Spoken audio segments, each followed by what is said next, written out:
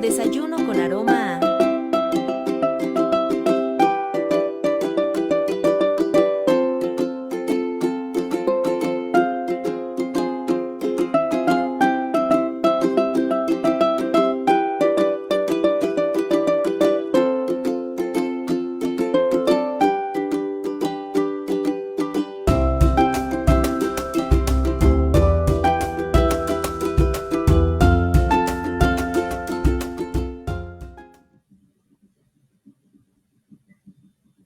Hola, ¿qué tal amigos, colegas y seguidores de Profesionistas Farmacéuticos de México? Soy Zoe y les doy la más cordial bienvenida a una emisión más de nuestros desayunos con aroma A. Como cada sábado, aprovecho para recordarles que nuestra transmisión es completamente en vivo a través de Zoom y a través de Facebook Live y que se va a quedar aquí grabada para que ustedes puedan compartirla y reproducirla cuantas veces ustedes lo deseen, así como también estamos actualizando ya nuestro canal de YouTube con todos estos videos que hemos transmitido para ustedes a lo largo de estos ya más de 5 años. Bien, pues también aprovecho para recordarles que pues nuestras transmisiones son sin fines de lucro y también sin ningún tipo de conflicto de intereses. Todos los comentarios aquí emitidos son a título personal de nuestros invitados al desayuno de hoy, al conversatorio. Y pues bueno, también les recuerdo que el único objetivo del Instituto de Profesionistas Farmacéuticos de México es dar a conocer el quehacer del farmacéutico, su integración con el equipo de salud y también su participación en la sociedad, no solo en México, sino a nivel internacional. Pues también recuerden que pueden hacernos llegar todas sus preguntas, sus comentarios. Y pues bueno, ya están por aquí mis colegas Víctor, Karina, Noemí, Bere, que van a estar pendientes de todo lo que ustedes quieran compartir con nosotros para hacerlo llegar a nuestros invitados del día de hoy. Bueno, pues también eh, el día de hoy pues es un tema bastante interesante, lo hemos denominado fibrosis quística. Respirar es vivir, apoyar es amar. Y en este sentido multidisciplinario tenemos como invitados a Araceli, Raúl, Elvira y Guadalupe, y ellos van a estar platicando con nosotros durante los próximos minutos, así que háganos llegar sus preguntas, comentarios, saludos y todo lo que ustedes quieran compartir con nosotros el día de hoy. Bien, para ir dando inicio, voy a pedirle a nuestra querida Diana que nos platique acerca del desayuno de hoy, que son unas enchiladas verdes que se ven deliciosas. Hola, buenos días a todos. Y sí, por motivo del mes patrio, el día de hoy vamos a arrancar con la ruta de la enchilada. Y como podrán ver, ahora vamos a hablar de la famosa enchilada verde, la típica que todos hemos comido, que todos hemos degustado. Como el proceso, tomate, Bueno, chile serrano, cebolla, ajo, em, sal, pimienta, se pone a hervir, como saben, las enchiladas verdes salsa, una es un pechuga de platillo pollo, tradicional se mexicano. pone a hervir con ajo, cebolla, sal, Y bueno, se saca, se desmenuza, se fríe yo la frío con cebolla y tantito y se licúa la salsa, sal al gusto, se sazona y se fríen las tortillas, se llenan de pollo y se salsea.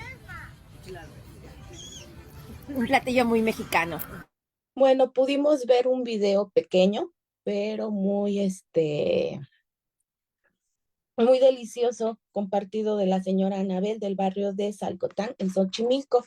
Y ahora yo les voy a hablar, pues ahora sí que con un poquito más de detalle sobre las enchiladas verdes. Como les decía, este platillo, y como lo pudieran ver, es básicamente la tortilla, las bañada en salsa verde y acompañado de queso, cebolla o crema al gusto. Entonces, de primera instancia tenemos que tener listo nuestro pollo hervido y desmenuzado. Por otro lado, pues tenemos la salsa verde que se compone de tomates, que se compone de chiles serranos, los cuales van al gusto porque unos comen picoso, otros no. Este, ajo, cebolla y cilantro. La salsa se prepara hirviendo los tomates, los chiles, también se puede hervir lo que es el ajo y la cebolla, y después de hervirlos se licúa y pues se reserva. A veces por gusto, también la salsita se puede después de hervida, pues sofreír para darle un mejor sabor. Y una vez que ya tenemos el pollo desmenuzado y la salsa frita y bien molida, ahora sí se procede a realizar el platillo. ¿Qué hacemos? Tenemos una sartén con aceite bien caliente. Empezamos a freír las tortillas. Una vez que las tortillas están fritas, las ponemos en un plato aparte para poder empezarlas a rellenar con el pollo y posteriormente las bañamos con la salsa y ahora sí las servimos con el queso, la crema y la cebolla al gusto. Entonces, todo el mundo hemos comido enchiladas, sabemos que es el platillo más rápido que podemos hacer y pues buen provecho para este riquísimo desayuno y doy paso a los conversadores. Ya soy. Muchas gracias. Y qué curioso que luego uno dice, no son enchiladas, ni que fueran enchiladas, pero la realidad es que no son tan fáciles de hacer. Llevan su proceso y llevan sus formas. Pero bueno, pues ya para iniciar con este tema tan interesante, pues voy a pedirle a nuestros invitados sean tan amables de presentarse, nos digan su nombre, a qué se dedican de manera breve para que nuestro público los pueda conocer. Y me gustaría iniciar por Lupita. Lupita, adelante, muy buenos días. Hola, buenos días. Me presento, soy Lupita Casuso. Actualmente soy la presidenta del Consejo Directivo de la Asociación Mexicana de Fibrosis Quística y además mamá de una persona con esta enfermedad. Así es que gracias por la invitación y mucho gusto a todos. Muchas gracias, bienvenida también. Raúl, muy buenos días, adelante. Muy buenos días, encantado de estar aquí. Mi nombre es Raúl Omar y soy psicólogo encargado del área de salud mental y cuidado emocional en la Asociación Mexicana de Fibrosis Quística y es un gusto para mí y un honor el poder acompañar tanto a pacientes y familiares a lo largo de todo este proceso que es vivir con fibrosis quística y poder también expandir esto a demás colegas de especialidades relacionadas justamente al cuidado de la salud. Muchas gracias por este espacio y por la invitación. Muchas gracias también por estar con nosotros el día de hoy. Vivi, adelante, muy buenos días. Hola, buenos días. Yo soy Elvira Melo, soy la coordinadora de atención a pacientes en la asociación y básicamente soy el enlace entre el equipo de atención y los pacientes y sus familias. Y también tengo una hija con fibrosis quística. Muy buenos días, bienvenida. Araceli, Gracias. adelante, muy buenos días.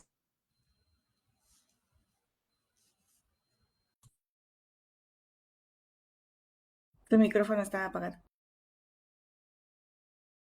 Sí. Hola, nuevamente. Soy médico familiar y soy mamá FQ. Entonces, un gusto de que nos hayas invitado a hablar sobre la FQ. Muchas gracias, bienvenidos también a ustedes, gracias por darse este espacio para compartir, para platicarnos, porque bueno, tenemos seguidores de todo tipo, tenemos profesionales de la salud, profesionales de otras áreas, público en general, y pues bueno, la idea de este espacio es que la información llegue a quienes tiene que llegar, a toda la población en general, y ver de qué manera nosotros como sociedad, como población, podemos aportar, ayudar en esta, por el bien común de estos pacientes, de estas personas que viven con FQ y de sus familias. Para iniciar, lo que me gustaría saber, o bueno, que pudiéramos explicarle a toda la población es, ¿qué es la fibrosis quística? Cada uno de ustedes puede darnos un punto de vista sobre qué es, desde lo médico y de todo el entorno. Platíquenos ustedes, ¿qué es la fibrosis quística? No sé si quieres iniciar, Chili. Empezamos, pues es una enfermedad genética autosómica recesiva, que quiere decir que cada papá va a dar un gen defectuoso a fuerzas. Entonces, eso que hace es una proteína que está ahí en las células y que hace pues el defecto es que deja el cloro atrapado en las células. ¿Y qué hace eso? Pues que haya mucho moco, tanto en estómago, bueno, en varios órganos, pero más bien en estómago y en vía pulmonar. Entonces, eso hace como el lugar propicio para infecciones recurrentes. Entonces, todas estos pacientes van a tener todas sus secreciones muy espesas, muy espesas. De ahí todas las complicaciones a lo largo del tiempo. Ese es como un término médico. Pasamos con el siguiente. Bueno, yo diría que fibrosis quística, sí, en efecto, es una enfermedad con la que se nace y con la que se aprende a vivir el día a día. Siendo familiar, les diría que fibrosis quística, mucho más allá del diagnóstico, también es una oportunidad para ser mucho más resiliente, para demostrar, tanto a nivel personal como a nivel familiar, que la lucha, la unión, el compromiso de todos puede mucho más que un solo diagnóstico.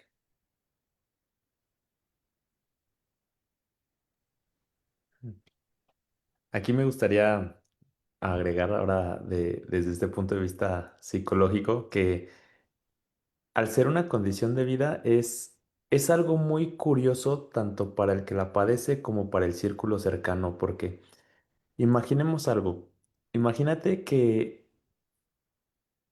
de repente no puedes predecir tanto las cosas más básicas, por ejemplo, desde lo más básico como es respirar y comer.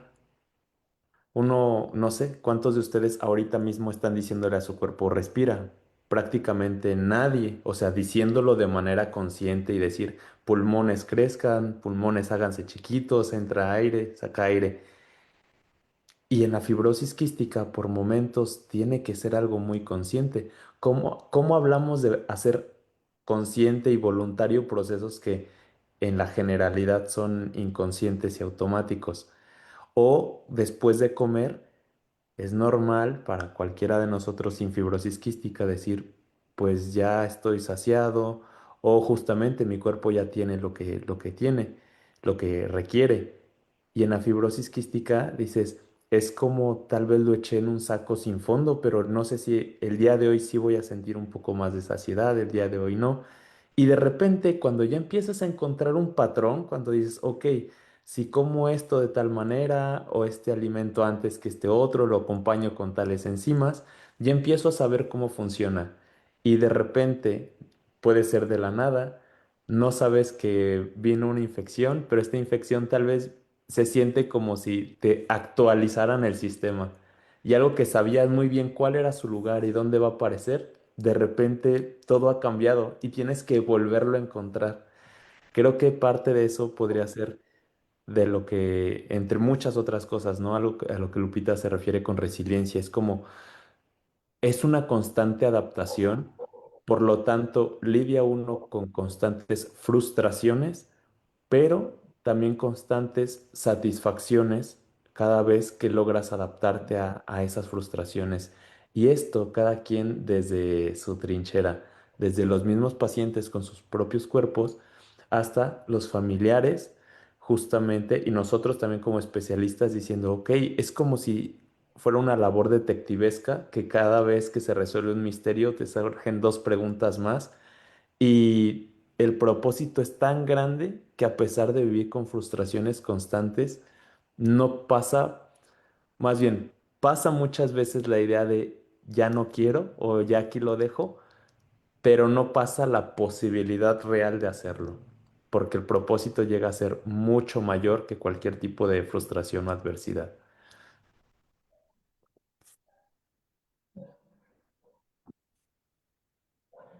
Bueno, yo acerca de fibrosis quística, creo que la enfermedad la explicaba muy bien Araceli. Creo que esta forma diferente de funcionar de nuestras células, bueno, de las células del paciente con fibrosis quística, hace que tengan que estar como muy pendientes de más cosas, como decía Raúl, de lo que normalmente estamos al pendiente toda la gente. Y creo que toca a todos los miembros de la familia, porque en una familia cuando hay un paciente con fibrosis quística, no es ese paciente el que tiene fibrosis quística, ¿no? La familia completa vive con fibrosis quística y cuando hay más de un hijo, sí hay que estar como con toda la atención puesta en el paciente que tiene la enfermedad, pero por otro lado no puedes descuidar al otro, ¿no? Y el otro tiene una realidad y tiene unas necesidades que no puedes descuidar. Entonces, la vida familiar es una vida de mucha disciplina, de estar muy consciente de todo lo que sucede en la familia.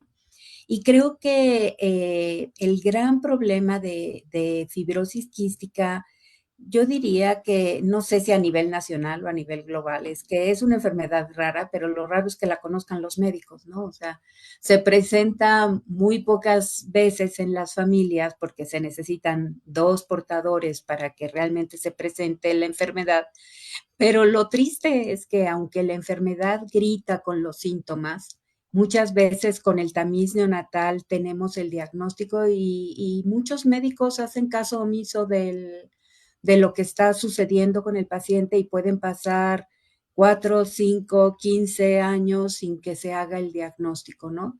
Y este diagnóstico temprano es lo que hace realmente la diferencia en la expectativa y la calidad de vida de los pacientes.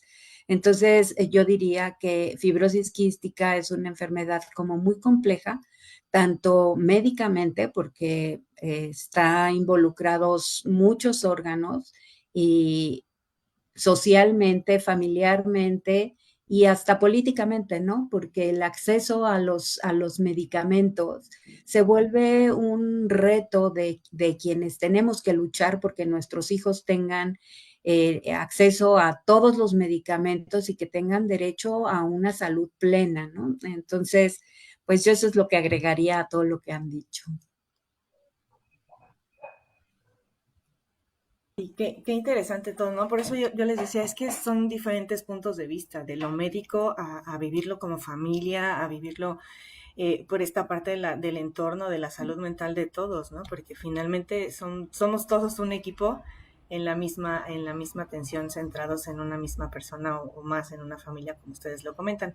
Esto me lleva a lo que comentaba de que médicamente es difícil y todo esto. Bueno, hay una pregunta: ¿con qué se puede confundir o por qué es que no es tan claro tener definido el diagnóstico de la fibrosis quística? ¿Se confunde con alguna otra enfermedad por los síntomas o algo así? Sí, realmente fibrosis quística le dicen la gran simuladora, porque, bueno, para iniciar el diagnóstico, el primer elemento que tenemos es el tamiz neonatal. Cuando la inmunotripsina reactiva está elevada, tenemos que sospechar de fibrosis quística, y si bien el tamiz no es el diagnóstico, hay que hacer la prueba de cloro en sudor para poder saber si el paciente tiene fibrosis quística. Los pacientes en los primeros años pueden tener síntomas como muy claros, o sea, un niño que nace con obstrucción intestinal o que tiene problemas de hilio meconial, pues lo primero que tienes que pensar es en fibrosis quística, ¿no? Un niño que no gana peso, que no aumenta de tamaño lo esperado, pues también hay que pensar en fibrosis quística, ¿no? O sea, porque muchas veces los médicos regañan a los papás porque no le están dando de comer bien al niño, porque no lo están atendiendo de manera adecuada, y realmente no es eso, ¿no? Realmente no está teniendo la absorción adecuada de los nutrientes y por eso no está ganando peso. Más adelante, generalmente no desde los primeros meses, pero más adelante empieza a haber problemas respiratorios, enfermedad respiratoria recurrente.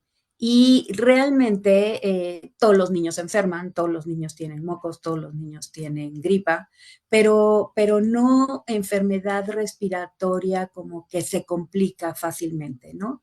Entonces, muchas veces lo confunden con asma, lo confunden con neumonías recurrentes, pero nunca buscan la causa de la neumonía, bronquiolitis o otras cosas que normalmente podrían presentarse en los niños, pero no de manera recurrente. Entonces, pues sí se confunde con muchas enfermedades respiratorias, pero ante la presencia de todos estos síntomas juntos, pues habría que pensar en fibrosis quística. Otra característica importante es que los niños que tienen insuficiencia pancreática y que no están aumentando de peso, además sus heces huelen muy fuerte, como ligeramente ácidas, tienen grasa, son muy abundantes. Entonces, todo el mundo dice, pues ninguna popó huele bien, ¿no? No, pero particularmente las de fibrosis quística huelen mal, ¿no? Cuando no están siendo atendidas. Entonces, estas cosas serían como los signos de alarma, pero creo que lo más importante es hacer el tamiz neonatal ampliado. El sector público hace el tamiz para 6 enfermedades, entre las que está incluida fibrosis quística. El gran problema es que no hay una formación adecuada en quienes toman la muestra y no se toma de manera adecuada, ¿no? Entonces, a veces los resultados no son tan exactos y tenemos muchísimos niveles elevados y pocos que realmente resultan positivos a fibrosis quística, pero eso en el mejor de los casos les entregaron resultados, ¿no? Porque muchas veces lo que sucede en el sector público es que les dicen, si algo está mal, nosotros te llamamos. Y la realidad es que nunca les llaman, esté bien o esté mal. Entonces, tenemos muchos tamices que nunca se detectan. O papás que hicieron el tamiz y que el médico no le dio importancia al tamiz y nunca se los pidió, o aunque lo vio elevado, no le dio importancia al tamiz, y entonces pasan años sin que el paciente pueda ser diagnosticado, ¿no? Entonces, yo diría que esos son como los síntomas más claros y sí se confunde con muchas cosas y el mejor elemento que tenemos al nacimiento es el tamiz neonatal, dándole seguimiento y haciéndolo de la manera correcta. Yo quisiera aquí también comentar, digo, aparte del tamiz, que esta es una invitación no nada más a los médicos, sino a los papás. A ver, nunca está de más prever. Ningún papá queremos que nos den una mala noticia, ¿no? Eso es obvio.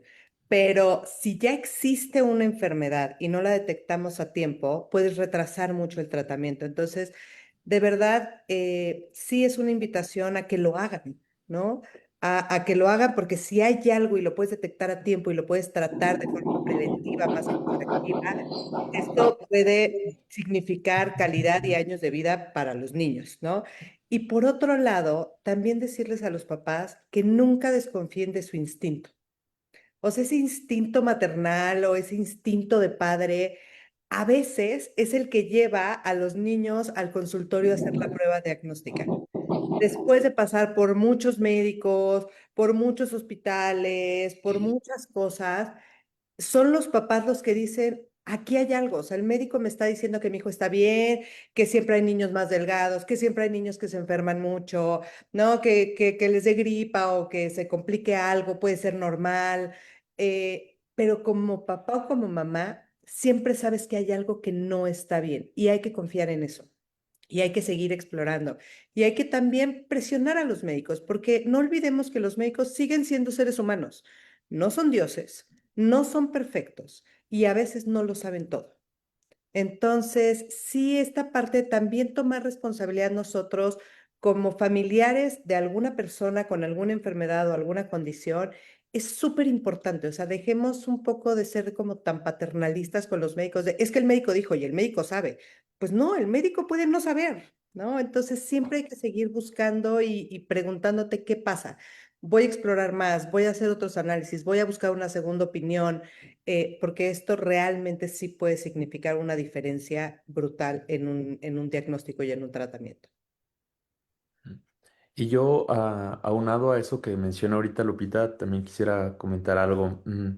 Cuando llego a ver a las familias de recién diagnóstico, lo primero que suelo hacer, porque eso sí lo diría que es como algo en común, es darles un reconocimiento y felicitación en la condición que lleguen. Lleguen de la manera más en shock, en totalmente como en paz o incluso con tristeza o enojo, lo que sea. Pero ¿por qué les hago este reconocimiento? Y se los digo que es justo, basado en hechos reales, porque tan solo el haber enfrentado el miedo de lo que sea, de un posible diagnóstico, de lo que sea, incluso ante algo que desconocen, tal vez en ese momento ni siquiera saben qué es fibrosis quística. y por las reacciones un poco hasta amarillistas, es lo peor, ¿no? Que pueden sentir, aunque ni siquiera sepan muy bien qué es.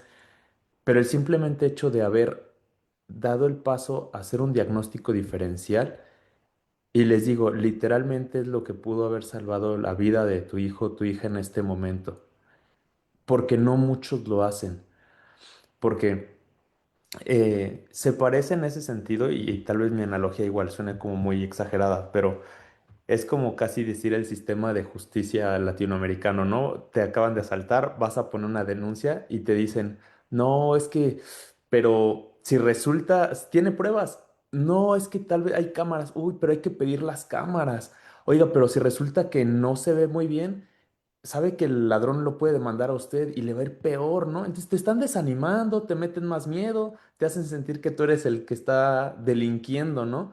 Y en ese sentido, entre el desconocimiento de la comunidad médica, y hablo ahorita como una generalización de cualquier especialidad, de la salud en general, incluidos psicólogos, nutriólogos, fisios, doctores, lo que sea, es como de, oiga, pero esta enfermedad, está esta enfermedad, pero está muy, muy difícil, muy complicada y casi que no hay salida y no hay de otra. Vamos a descartar 30 antes, ¿no? Y dices, va, o sea, en sí no tiene nada de malo descartar las 30 enfermedades que se pudieran ser. El problema es que tal vez justo la que pueda atemorizar más, sea por verdad o por desconocimiento de causa, ¿por qué dejarla hasta el final? Tal vez debería ser incluso la primera. Y les digo, y aun cuando descartan todas, ¿qué es lo que pasó? Y es lo que comentaba Vivi. Tal vez ya pasaron 3 años. Y si en verdad era esa de la que te estás alejando, ya tuvo 3 años sin freno alguno para que pudiera avanzar y desarrollarse como le pareció. Entonces, este reconocimiento que le hago a las familias es, enfrentaste un temor ante algo desconocido y aunque fuera el peor escenario que te puedas imaginar, es una bendición y una luz que ahorita ya sabes en qué escenario estás parada y que ya puede haber un camino que puedas recorrer, porque antes de eso caminaban sobre las sombras. Y eso es algo como muy, muy principal. Y es lo que ahorita escucho, por ejemplo, que dice Lupita, de sigue un poco tu instinto. Ojo, el instinto no, en este sentido, yo lo diría en mis palabras, es escucha las emociones aunque no te dejes llevar por ellas. Es decir, si siento un miedo, no es que el miedo tome mi decisión final, pero sí tomar en cuenta por qué siento un miedo, por qué esto, aunque sí me pone elementos lógicos, porque hay algo que aún no me cuadra. Y es seguirle hasta que en verdad me cuadre. O saber hasta dónde es negación y hasta dónde no. Hasta dónde es por desconocimiento y es el temor que está creciendo o tal vez es simplemente algo que no quiero enfrentar. Entonces, creo que ese es como el primer gran impedimento para ubicarnos dentro de un contexto que es desconocido para todos, incluso para la autoridad especializada que estamos buscando, ¿no? Y eso creo que es una gran dificultad global con esta enfermedad y condición, que aún dentro de quien esperaría que me dé luz, si no lo conoce, en qué posición comprometida como familiar o como paciente me dejan a mí. Y justo eso es lo que hago hincapié. Yo estoy en consulta externa de primer nivel en una institución y sí me di de topes. O sea, obviamente que yo vivía en un mundo así muy chiquito. Cuando diagnostican a Regina en la asociación, uf, entré a grupos y todos los grupos se quejaban desde el primer nivel de atención, o sea, desde el primer médico que los recibe, ¿no? Que no hay envíos, que no hay referencias, nos topamos con un montón de trabas y trabas y trabas y trabas para poder llegar a un neumólogo, ¿no? Que pues ese, o bueno, pediatra primero pediatra y después que nos deriven a un neumólogo pediatra, es toda una travesía para los papás. Ya de por sí uno trae cargando todo el diagnóstico y todo lo que te bombardean y todavía pelearte con el primer médico, que es el médico familiar, que yo hago mucho hincapié en mis compañeros, revisen, hagan esto, lo más rápido que se pueda, hay que hablar, de verdad, porque estos pequeños, entre más pronto se diagnostiquen, tienen un pronóstico mejor. He hecho bastante hincapié, pero antes yo no lo hacía. O sea, ese es el problema. O sea, que si no nos estamos enfrentando, si no somos nosotros los afectados, no somos tan empáticos en eso. Tengo muchos amigas y compañeros que ya son empáticos porque les he platicado y eso, y ellos ahorita sí hagan hincapié, ayuden, si llegan con síntomas, hagan todo lo posible para que se pueda hacer el envío a tiempo. Y obviamente que no hay un protocolo, en las instituciones no hay un protocolo. Se hace esto y si sale positivo sale esto. Primero antes el tamiz no abarcaba como tal la fibrosis quística, ahorita ya. Entonces ya pues hay que mandarlo a pediatra, todo es tardadísimo en las instituciones, eso sí, es tardado. Entonces, y hay pacientes que no tienen la posibilidad de viajar a la Ciudad de México, a la Asociación Mexicana, para que les puedan hacer los cloros en sudor. Y es tan desesperante. Yo tuve una chiquita y no tenían recursos, no tenían nada, ya me comuniqué me comuniqué a la asociación y bueno, se hizo todo, pero la verdad es que es bien complicado. Si ustedes vieran todo lo que tiene que pasar, para empezar, primero les digo el primer nivel de atención porque es una enfermedad muy cara, ¿sí? Hablando ya en términos de costos, es muy cara y pues la mayoría de la población no tenemos la solvencia como para estar viajando tan así y hacer todo. Gracias a la asociación ya se me abrió el panorama, la asociación manda a una persona a realizar a los estados en ciertos tiempos. Entonces, la verdad, por eso quisimos que estuvieran presentes, porque yo tenía un panorama así chiquito y ellos me ampliaron completamente. La verdad es que muchas gracias y pues por eso estamos aquí y vamos a seguir difundiendo la enfermedad. Claro que sí, o sea, bueno, Jonas, aproveché, bueno, que el punto de vista de fuera es muy distinto a ustedes que lo viven, ¿no? Y decir, no, pues sí, como bien decía Raúl, el descartar primero la peor enfermedad, quizás eso ayude un poco, porque dices, bueno, ya lo peor, ya lo descarté, y a lo mejor uno podría decir como persona, eso me ayudaría más porque ya al menos lo más grave ya lo descarté. Sin embargo, hacerlo al revés te lleva el tiempo y toda esta parte del desconocimiento. Por ejemplo, nosotros que estamos fuera desconocemos que existía esta asociación, ¿no? No sé cómo Cheli lo encontró, o sea, esta parte de cómo es primero entiendo, ves el tamiz y ya más o menos tienes una idea, ahora que ya existe así, pero si antes no existía, eso pues les lleva el tiempo, ¿no? Bueno, Lupita, perdón, te interrumpí.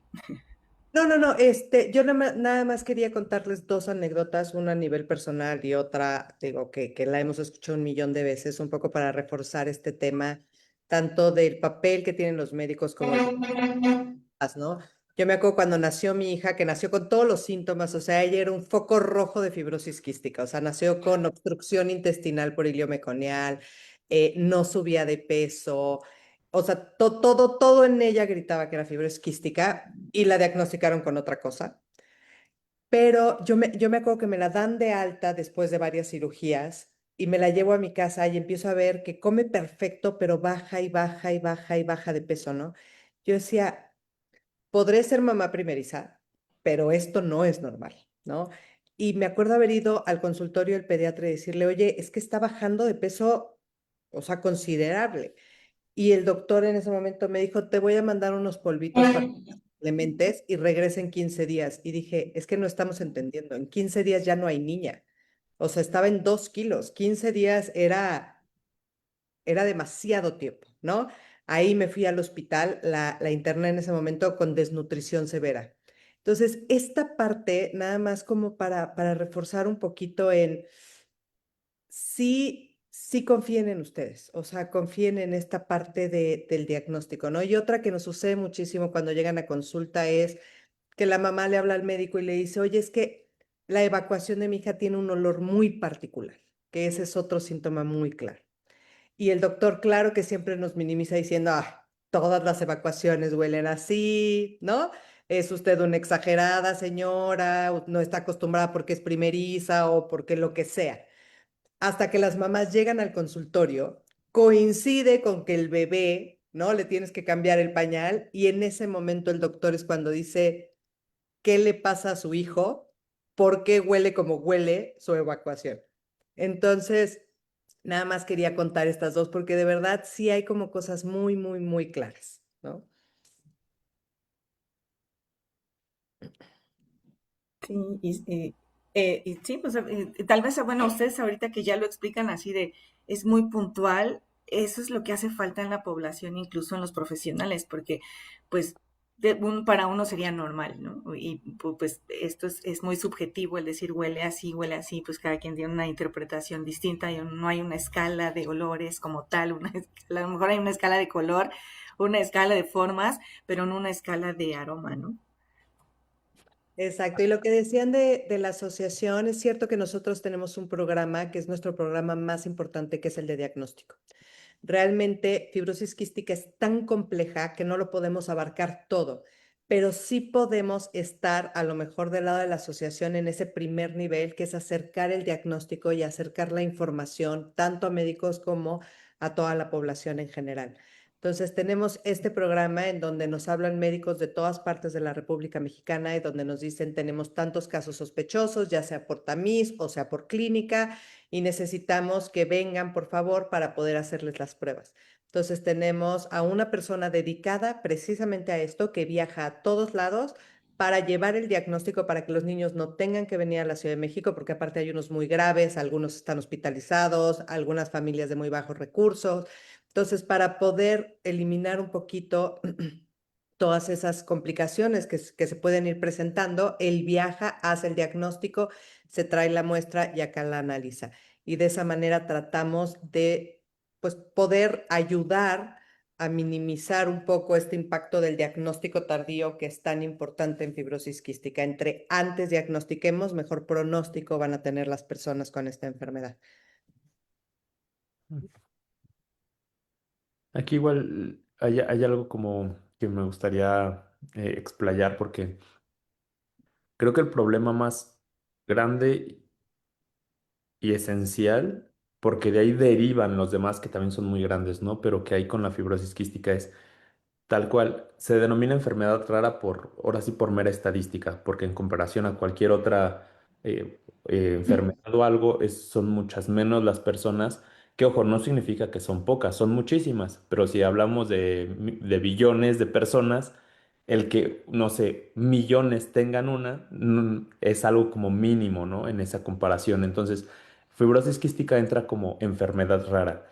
Entonces hay mucho desconocimiento. Si hay desconocimiento, estamos hablando ahorita, ¿no? En el sector salud y dentro, y ya siendo más específicos, aún dentro de la neumología, que es como tal vez la puerta de entrada a esto.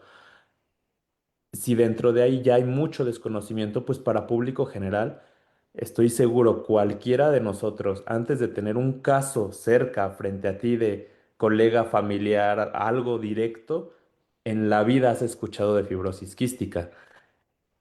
¿Qué es lo que pasa? Y parece broma, suena así broma, pero yo hablando con las familias, y creo que en la asociación todos podemos compartir esto, o sea, no estoy exagerando cuando digo que tal vez el 40% incluso de todos los diagnósticos son netamente por suerte, en el sentido de historias que me llegan que me dicen, acaba de salir de justamente del hospital, mi hijo tenía un ataque de tos en la calle y una señora así de la nada se para y me dice, ¿por qué no le checa? Hay algo llamado fibrosis quística. Y él hizo caso. Lo investigó en internet, vio dónde hacían el diagnóstico, dio con la asociación y así.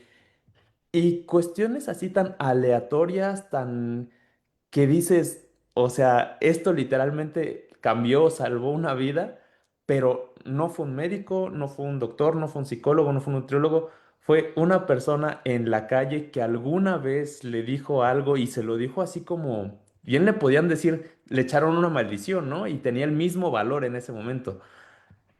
Pero esto que les estoy contando démosle como el peso necesario. Imagínense que el 30 o 40% de diagnósticos de una enfermedad llega de esta manera. Algo está muy, muy mal en cuestión sistema.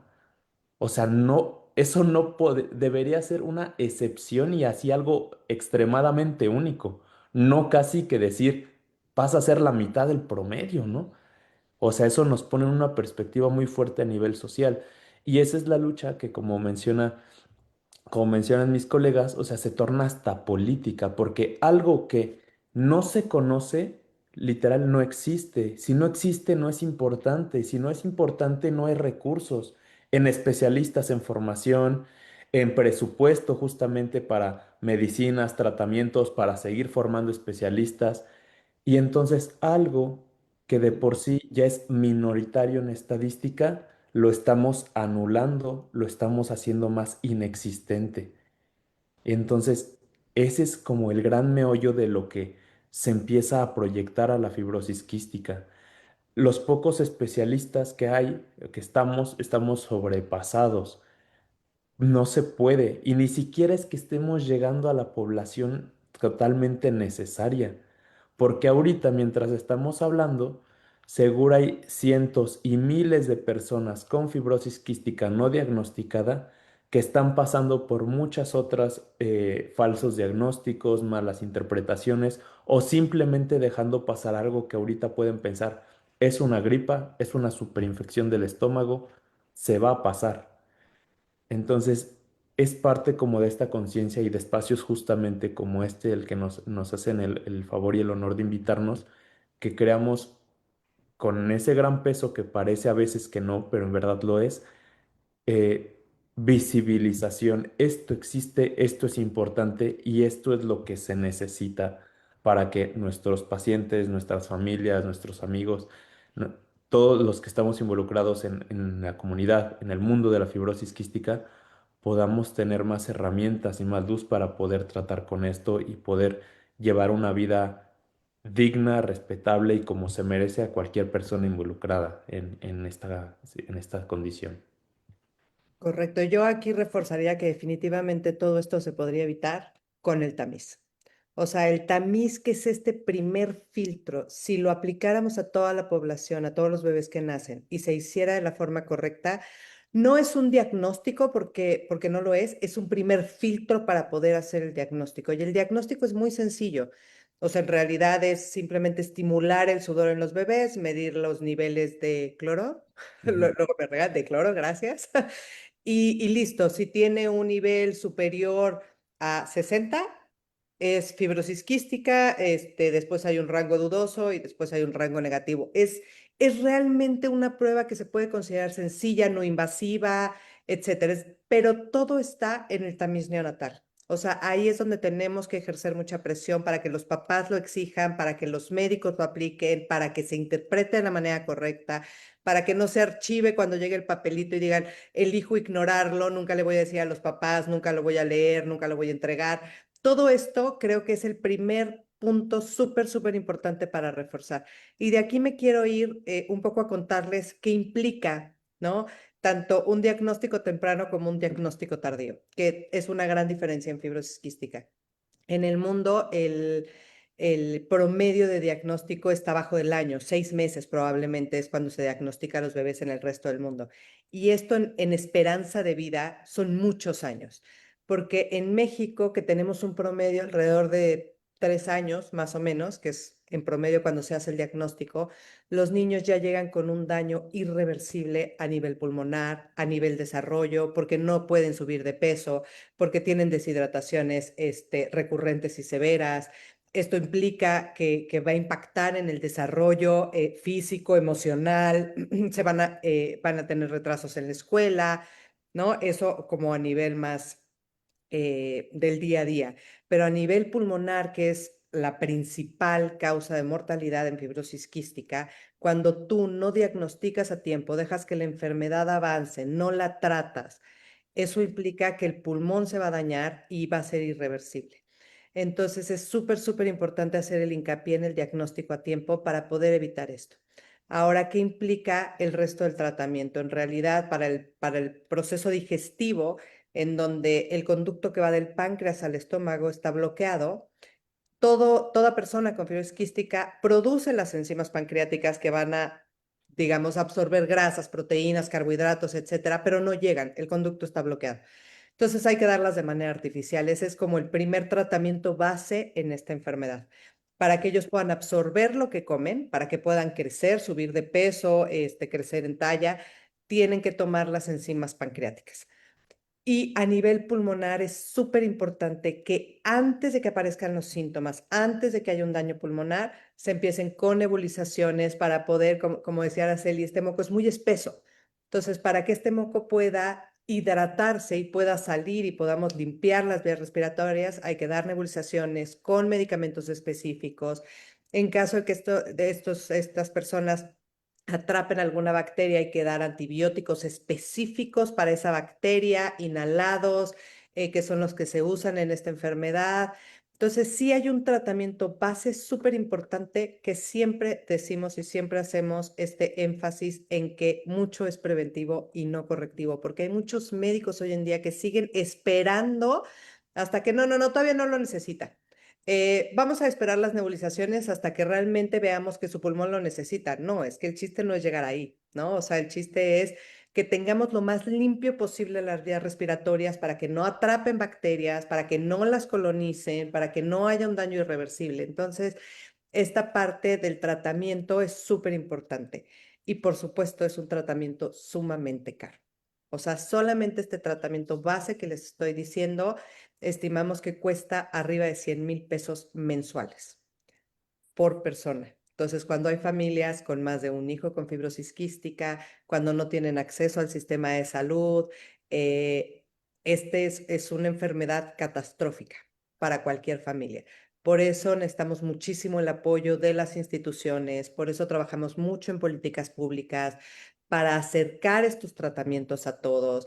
Por eso intentamos capacitar a la mayor cantidad de médicos para que sepan cuál es el tratamiento ideal, cómo se aplica de forma correcta, porque esto también es algo que hay que reforzar y que es como muy importante para nosotros que se conozca, ¿no? ¿Cuál es la implicación de fibrosis quística en las personas? Y aparte, Lupita, que no está homologado. Yo cuando llevé a mi hija, la verdad es que me daban un tratamiento en institución y ustedes me daban otro tratamiento a manera de que casi me dijeron, o llevas uno o llevas el otro, te decides. Cuando yo llegué a la institución me dijeron, pues va a vivir 18 años, nada más. Usted sabe, es médico, nada más 18 años. Entonces sí se me hizo un poco cruel. El doctor Lezana me dijo, no, o sea, se trata de que avancemos, de que estos niños tengan una vida cuasi normal. Va a costar, va a tener esfuerzo, pero hay que echarle todas las ganas. Y pues bueno, lo malo es que en instituciones tan limitados, entiendo, porque tenemos unas políticas que seguir, pero como médicos, o sea, se les invita, o sea, realmente invitamos a que sean más empáticos, a que yo sé que tenemos trabas, que tenemos límites, que tenemos ciertos estándares que seguir, pero tenemos esa ética como médicos también, sentir la empatía por este tipo de pacientes y pacientes que a lo mejor ni siquiera sabemos, tenemos cuadros recurrentes de infecciones respiratorias o niños que no suben de peso, niños que ya nos están diciendo los papás que las heces son fétidas, brillosas, no sé, hay muchas características que podemos hacer así nosotros énfasis y poder desde nuestras trincheras, porque entiendo, pues poder acelerar un poco el proceso. Y como dice Lupita, que se diagnostique lo más pronto posible. Esto va a pegar mucho en su calidad de vida y en el pronóstico de estos pequeñitos. Sí, a mí me gustaría añadir que si bien el diagnóstico es una parte súper importante y que, como dice Araceli, la verdad es que en las instituciones tienen muchas limitantes y muchas veces no son los médicos realmente, ¿no? O sea, sí hay mucho desconocimiento en muchos médicos, pero por otro lado, tienen reglas de operación. Y estas reglas muchas veces no les permiten hacer cosas, pero la empatía es importante porque muchas veces puedes darle la vuelta a esas reglas para poder apoyar al paciente. Y creo que otra parte que es muy importante es como dejar esta soberbia de no aceptar que alguien más pueda saber más de esta enfermedad en particular. O sea, nadie dice que tú eres un inepto.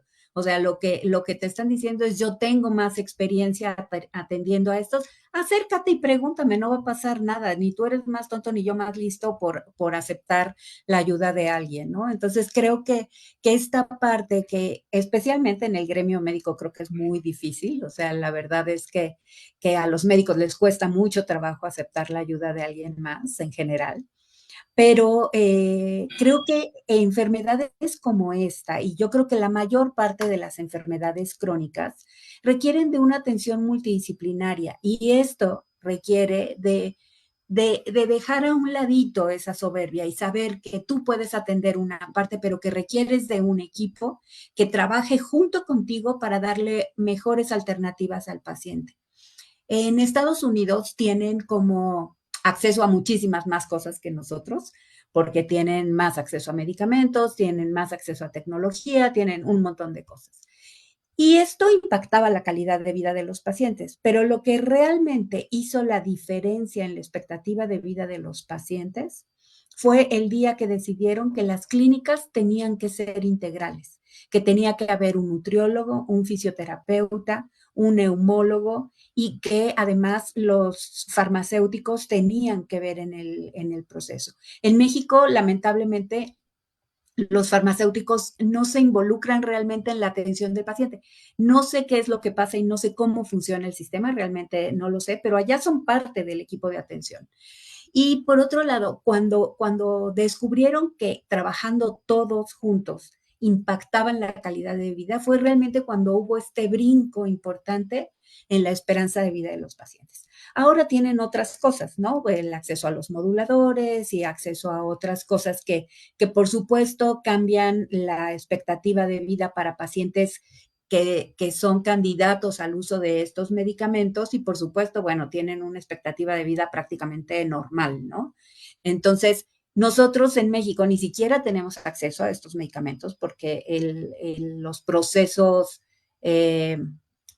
digamos, políticos, burocráticos y demás de aceptar los medicamentos, de que estos medicamentos estén al alcance de las instituciones, que se les pueda dar a los pacientes, son muy difíciles también por el costo de los medicamentos y por el sistema de salud como está en este momento en nuestro país, ¿no? Pero sí creo que si logramos entender que la atención de los pacientes al hacerla de manera integral y de poder trabajar en equipo junto con los papás de los niños y con los pacientes cuando son adultos, que tengan voz y voto en su tratamiento, o sea, que un paciente o un papá pueda decir, es que sabes que creo que esto no me está funcionando por esto y esto, entonces que el médico pueda tomar en cuenta esa opinión para tomar decisiones, ¿no? Y que las tomen junto con los papás. Esto realmente va a ser el cambio de atención. Hoy nuestra lucha, además de toda esta lucha por el diagnóstico oportuno, por el acceso a medicamentos y todo esto, tiene que ver con protocolos de atención, o sea, cómo las instituciones pueden cambiar esos protocolos de atención, no solo para fibrosis quística, porque además estos procesos de atención son replicables para todas las enfermedades crónicas. Entonces, cómo este modelo de atención multidisciplinaria, más que multidisciplinaria, porque creo que hoy en día se hace de alguna manera en las instituciones cuando te refieren a otra especialidad, pero no están nunca juntos, nunca hablan juntos del paciente. Te mandan y uno lo atiende como un hígado y el otro lo atiende como un pulmón, pero no lo atienden como un paciente, ¿no? Entonces, creo que hacer estos protocolos de atención interdisciplinarios y pueden hacer realmente la diferencia en la calidad y la expectativa de vida de los pacientes, ¿no?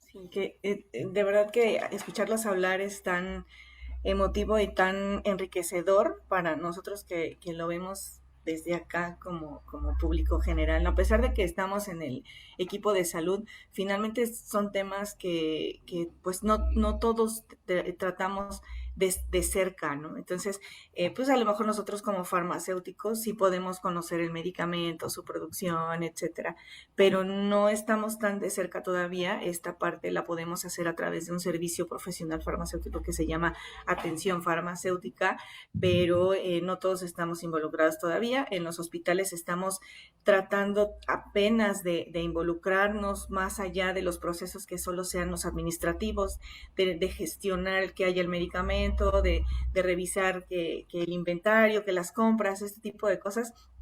Ya los hospitales estamos un poco más involucrados, sobre todo en los hospitales privados. En México ya existe la figura del profesional farmacéutico para poder llevar a cabo estas actividades. Hemos trabajado mucho para poder llegar también hasta aquí y poder ser partícipe en lo que podamos apoyar en todas las enfermedades y en todos los padecimientos con todos los pacientes de todas las edades.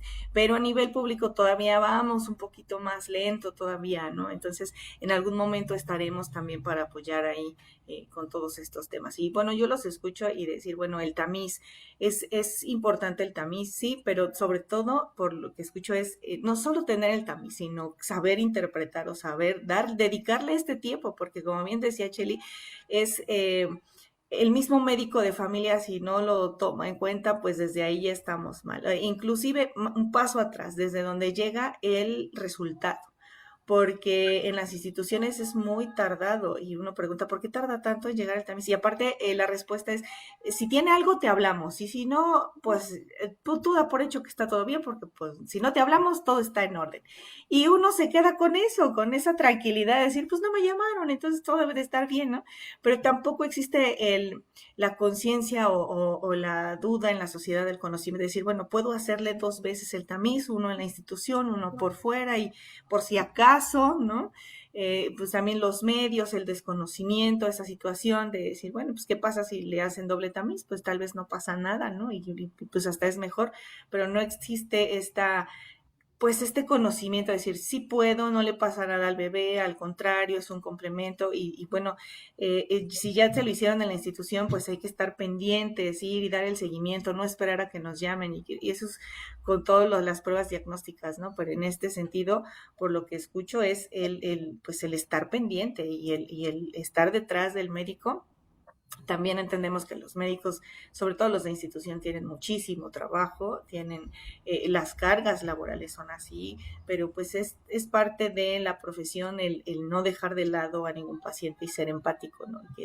Y pues estar actualizado, involucrarse en todas las enfermedades habidas y por haber y ayudar a la población, que para eso están, ¿no? Porque todos desde un primer contacto, sí, nosotros desde la farmacia, si en las farmacias existiera el farmacéutico y hiciera esta atención farmacéutica desde un inicio, mucha gente en este primer nivel de atención llega a las farmacias y te consulta y te dice, es que mi niño tiene esto, mi familiar tiene esto, ¿qué le puedo dar? Y a lo mejor desde ahí poder nosotros decir, no, mire, vaya, pero sigue este camino, estar preparados y hacer esos tiempos más cortos, es decir, dele seguimiento por aquí y si no, pues vaya por este lado, sin promover la automedicación, porque en la actualidad al no haber profesionales en estas farmacias, en estas áreas, pues se cae en pues dele el tecito de esto, dele la recomendación aquella, ¿no? Nebulícele con esto, el Vaporub, el olor al Vaporub es buenísimo, cosas así, los remedios caseros de las abuelitas y de las tías y etcétera. Y debería de existir desde ese punto el profesional farmacéutico y estamos trabajando en eso. En algún momento en nuestro país será y lo habrá. Ya normativamente también estamos trabajando para que eso exista, pero también vamos paso a pasito, ¿no? Y sobre todo estos temas y estas charlas son para que a nuestros colegas profesionales farmacéuticos empiecen a conocer y les despierte al menos pues voy a investigar más, ¿no? O sea, no me voy a quedar nada más con esto, pues ya me llamó la atención, voy a investigar qué puedo hacer yo desde mi área para poder ayudar, para poder aportar en estos casos. Y pues bastante interesante escucharlos y saber y aprender de todos ustedes, la verdad. Voy a interrumpir un minutito, vamos a lanzar los saludos. Creo que está Diana por aquí, que es quien nos va a decir los saludos a nuestros seguidores. Hola, sí, por aquí ando. Pues mira, nos mandan saludos desde Cajamarca, Perú, con alguien que es de Conalep Tlalpan 2, Santa Catarina, Nuevo León, del Estado de México, de Tequila, de Ciudad Sagún, Hidalgo, de la Ciudad de México y de Matamoros. Muchas gracias a todos por seguir nuestra transmisión desde Guadalajara, Matamoros también, de Tijuana también, que siempre nos siguen. El maestro René Basso todos los sábados está por aquí, Santa Catarina, Nuevo León, Santiago Pulido, que también nos sigue todos los sábados. Saludos también a Costa Rica, Estados Unidos, Y pues ellos, hasta allá, muchos saludos y gracias por continuar con nosotros en este espacio.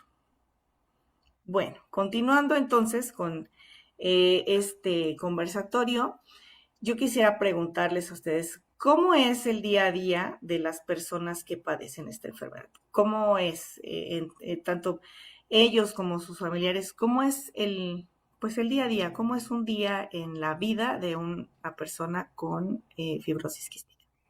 Platíquenos. A ver, te cuento un poquito. O sea, la verdad es que un paciente con fibrosis quística hace todo lo que hace cualquier persona, ¿no?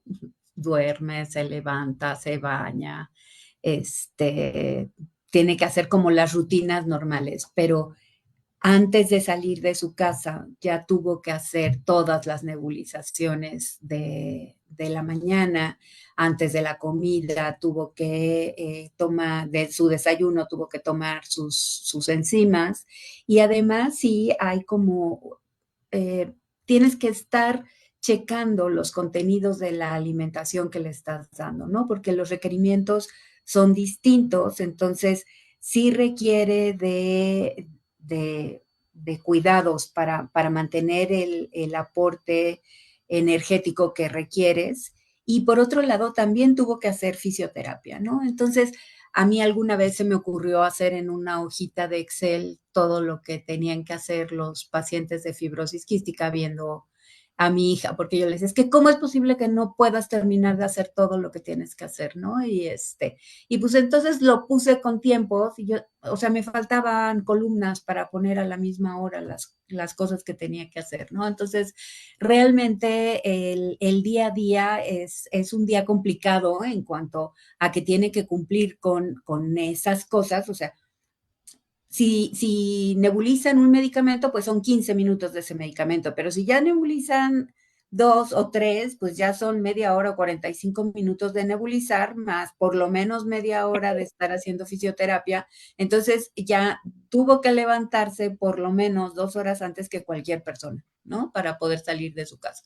Y luego, en el caso de mi hija, que ya es más grande, tiene 33 años ahorita, pero cuando estaba en la adolescencia, era tú puedes ir a donde quieras, o sea, puedes ir a los antros que quieras, puedes hacer lo que quieras, pero antes de irte ya cenaste y ya hiciste tus nebulizaciones y ya hiciste tu fisioterapia.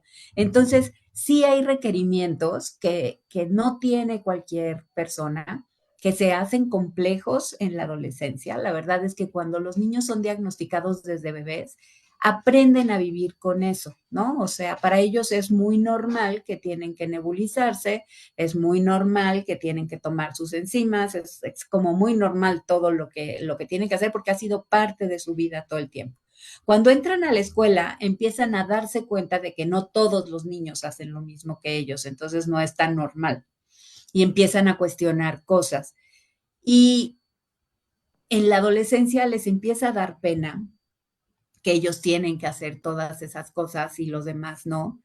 Y además, pues son rebeldes por naturaleza, ¿no? Y son inmunes, infértiles e inmortales todos los adolescentes, entonces, pues no les va a pasar nada si dejan de hacer las cosas. Entonces, realmente en la adolescencia uno se empieza a enfrentar con cosas como, pues ya se fue a la escuela sin hacer la nebulización, pues no se tomó las enzimas en el recreo porque le dio pena echarse las cápsulas antes de empezar el lunch enfrente de todos sus amigos y ya se fue de fiesta con los amigos y no se tomó, no hizo sus nebulizaciones. Entonces, en la adolescencia es una etapa como muy compleja porque pues muchos de los pacientes hasta que tocan fondo, hasta que verdaderamente están mal, regresan al tratamiento. Entonces, todas estas etapas que viven las personas y los papás con los chicos de manera normal, pues en fibrosis quística tienen un impacto mayor porque implican el tratamiento, ¿no? Implican el apego al tratamiento. Entonces, pues sí, creo que no es una rutina fácil, es muy difícil de seguir y pues si a uno le pasa, ¿no? O sea, estás enfermo y te dicen que te tomes el antibiótico cada 12 horas y chin, ya se te olvidó la dosis en la noche y ay, pues me dijeron que 8 días y ya me la tomé 6 nada más porque ya se me acabó y entonces pues ya me siento bien, ya para que le sigo.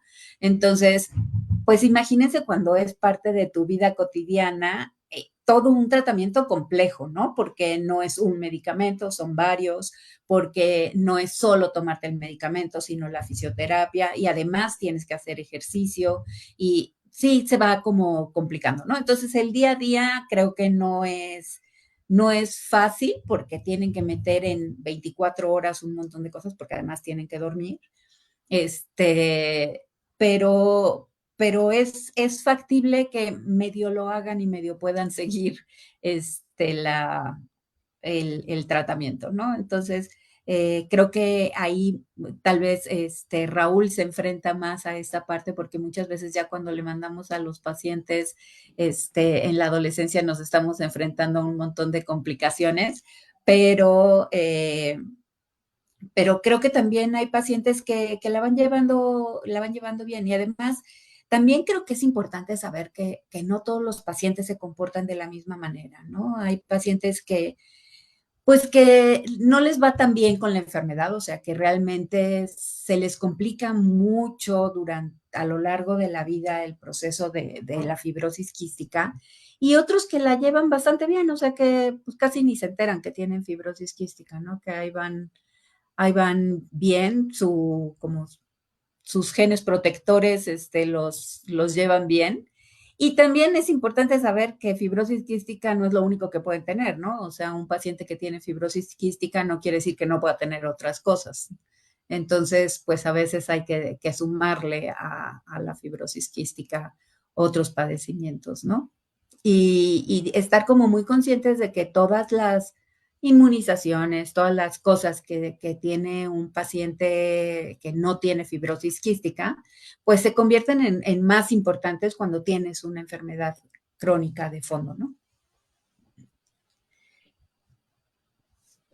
Sí, aquí a mí me gustaría también agregar de lo que dice Vivi, es que dos puntos. El primero es que fibrosis quística, pues es eso, es una parte, es decir, como lo que dijo ella, ¿no? Pero quisiera enfatizarlo. Además de fibrosis quística, pues es una persona y como cualquier persona tendrá sus fortalezas, tendrá sus inseguridades, tendrá sus cosas del desarrollo, de la infancia, de adolescencia, de la adultez. También tienen dificultades con pareja, con dinero, con trabajo, o sea, son humanos normales, ¿no? En ese sentido. Y el otro punto, aunque esto pueda sonar obvio, lo que acabamos de decir, pero el otro punto es que la fibrosis quística también los hace más susceptibles a otro tipo también de padecimientos que son ajenos a la fibrosis quística, pero se relacionan directamente.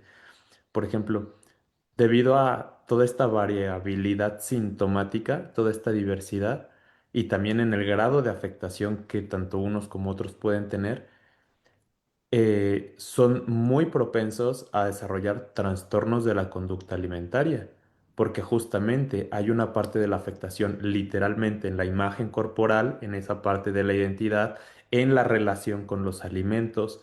Hay una altísima tasa de ansiedad y de depresión porque justamente es un vaivén todo el tiempo, porque ahorita estamos hablando de estas dificultades que son muy evidentes y son muy frecuentes, pero imaginémonos todos esta otra parte de la dificultad. Imaginemos aún con todo lo que nos dijo Lupita y Vivi, de hacer las nebulizaciones, hacer la fisioterapia, hacer el esfuerzo de comer incluso cuando aún no estés saciado, saciada.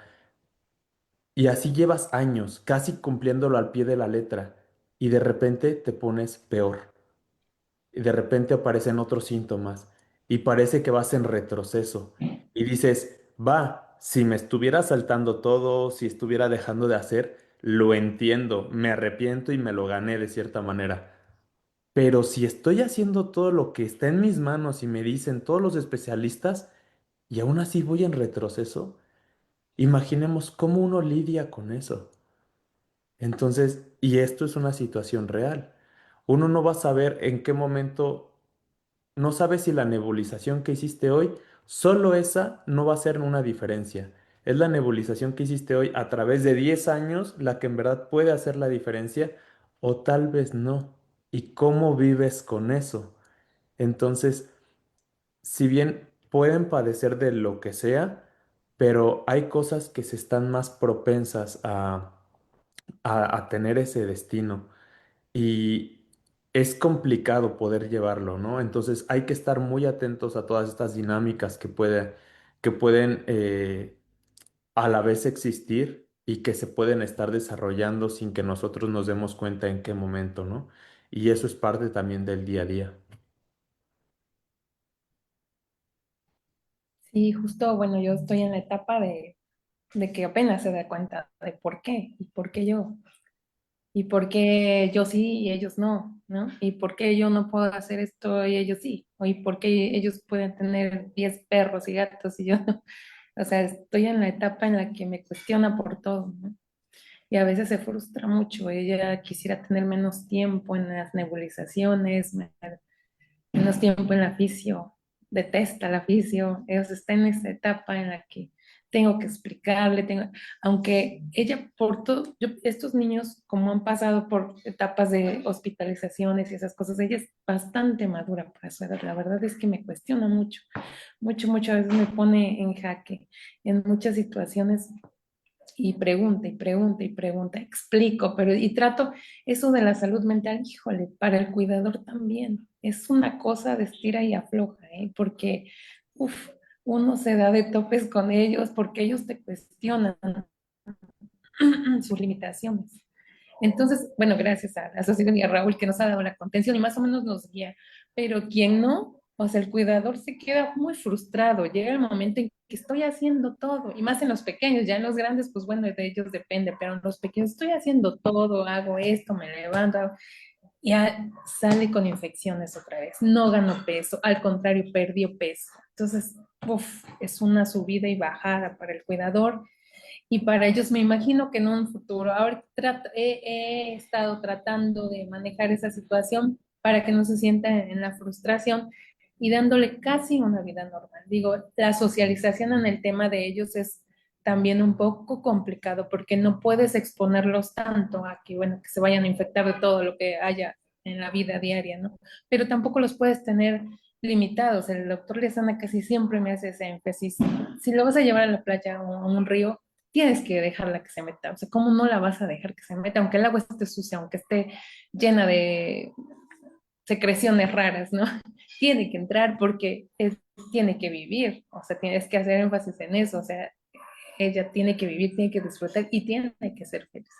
Entonces es una estira y afloje tanto en el cuidador, los cuidadores que somos los papás y en los chiquitos, porque te van a cuestionar todo y ella tiene que ir creciendo como dice y ellos se van dando cuenta y ellos ya después tienen que hacerlo solos. O sea, es una cosa bastante complicada en el día a día, pero se tiene que hacer, hay que hacerlo. O sea, digo, es, por eso les dice que son muy guerreros, porque ellos siempre están ahí. A pesar de que me cuestiona, lo está haciendo. Creo que vamos por ese camino.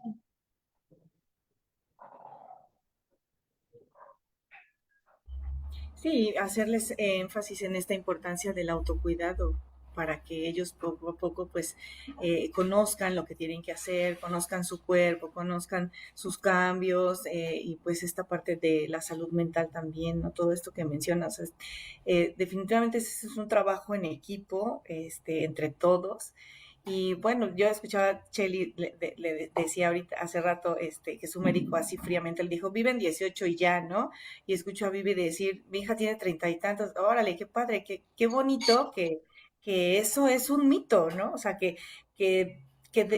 mal que te lo digan de esa forma, así de, ay, ya tan fría, tan sin, sin pensar en lo que se desencadena psicológica y emocionalmente en el familiar, en el cuidador, en el padre, en la madre que quiere lo mejor para su hijo y que te digan algo así de, tiene que estar consciente que hasta los 18, ¿no? La forma en cómo damos la noticia y cómo lo escuchamos nosotros que esa forma tan fría y que desde ahí se debería de trabajar, es decir, oye, no dejes de ser empático cuando pues cuando vayas a dar ese tipo de noticias, pues hay que abordarlo de la mejor manera, tomar cursos de cómo dar malas noticias, porque pues todo eso es importante en todos los ámbitos, no nada más en el ámbito médico, ¿no?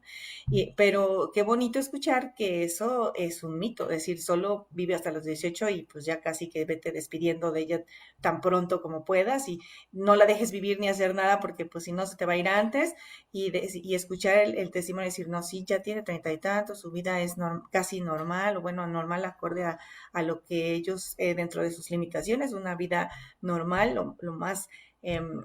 como digamos, pues lo más adecuada a su manera de vivir pues qué bonito es escuchar eso, ¿no? Y escuchar todo el trabajo que se hace en conjunto y ver todas estas etapas, porque obviamente las preguntas que tienen a los 6 años no son las mismas que tienen a los 12 y las mismas que tienen a los 16 y las mismas que tienen después, ¿no? Sobre todo esta parte de cómo hago mi vida normal, esto de que se tienen que levantar 2 horas antes o más y por eso es bueno que todos conozcamos este entorno, este conjunto y ver de qué manera podemos ayudar a todos ustedes, ¿no? Yo diría, bueno, el Instituto de Profesionistas Farmacéuticos podríamos aportar con ustedes, claro, si nos unimos y decimos, bueno, pues tenemos prácticamente un farmacéutico en cada estado de nuestro país, entonces podríamos nosotros participar, claro, con difusión, con el apoyo, con todo lo que en nuestras manos esté, lo podríamos hacer. Voy a cederle la palabra a nuestra presidenta Noemí Lugo, que es quien va a continuar estas preguntas. Yo sigo aquí, pero bueno, ella va a dar seguimiento. Adelante, Noemí, continuamos. Gracias a todos por el comentario, de los comentarios que se han emitido y pues finalmente, pues el manejo del paciente pues es un reto en todos los contextos, en diferentes padecimientos. Sí, aquellos que son de mayor peso de manejo emocional y demás, porque tenemos que estar siempre cercanos. Y pues esta parte del acompañamiento que también comentaba Araceli por ahí, ese es uno de los temas que también se han tenido hasta inclusive iniciativas para también estas personas que están, los familiares, los amigos cercanos o las personas que están dando este acompañamiento. Y bueno, hay muchas situaciones que tenemos de reto nosotros como farmacéuticos para dar el seguimiento farmacoterapéutico, como mencionaba Zoe, en la parte hospitalaria, en la parte comunitaria y pues en eso tenemos espacio para poder empezar a desarrollar algunas acciones. Y bueno, acá también quisiera comentarles, tenemos preguntas del Facebook. Nos comenta aquí Guillermo Barbosa. ¿Qué papel tienen los biofármacos y las terapias génicas en el futuro de de esta enfermedad? ¿Existen alternativas en investigación para reducir el costo de los tratamientos? ¿Quién de ustedes nos puede dar el acompañamiento? Ahorita tenemos a nivel mundial nuevos fármacos que son los moduladores, que según entiendo serían parte de estos biofármacos, ¿no? Este es la nueva terapia la que está ahorita realmente revolucionando la manera de tratar la enfermedad. Estos moduladores, dicho en palabras muy simples, lo que hacen es que todos los días corrigen el canal que está defectuoso, digamos, de la célula hacia afuera y mejoran este intercambio de cloro y sodio.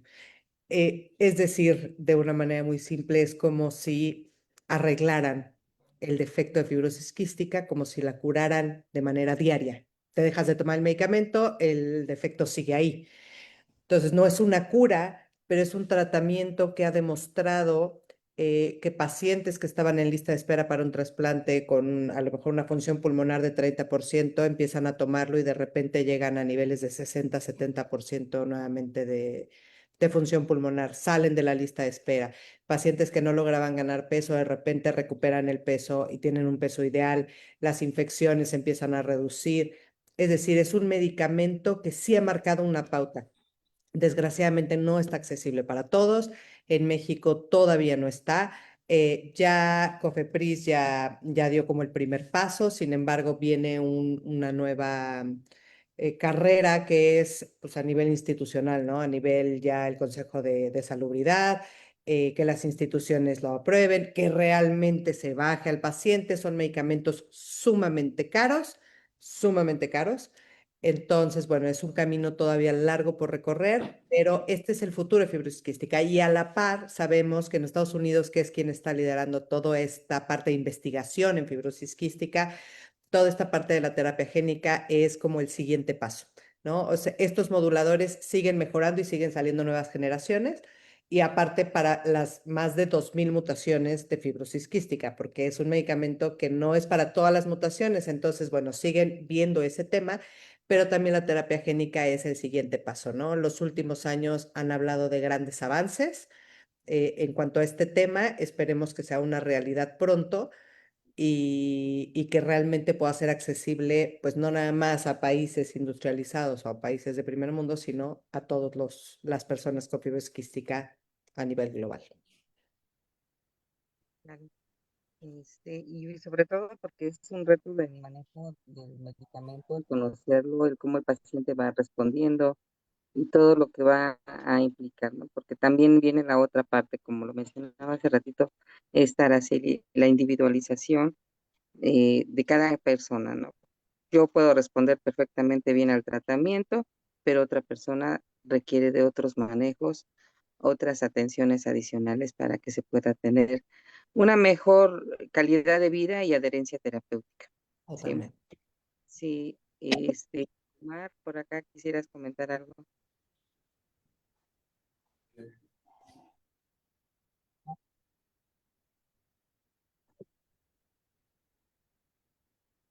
Creo que no me escucha. O Esther, por acá, doctora Esther.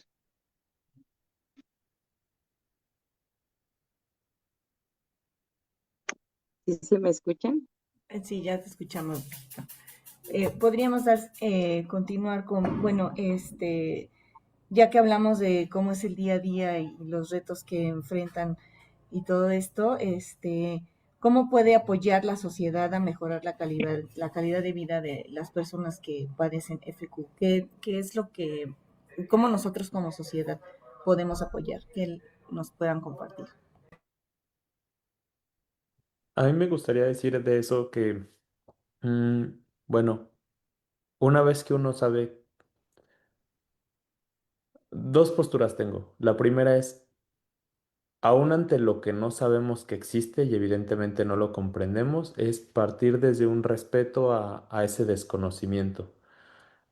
Muchas de las primeras experiencias negativas que tienen los pacientes desde pequeños es, por ejemplo, un síntoma muy común en la FQ, ¿no? Que es como tener un ataque de tos, ¿no? Esta tos que parece que se está ahogando o algo así.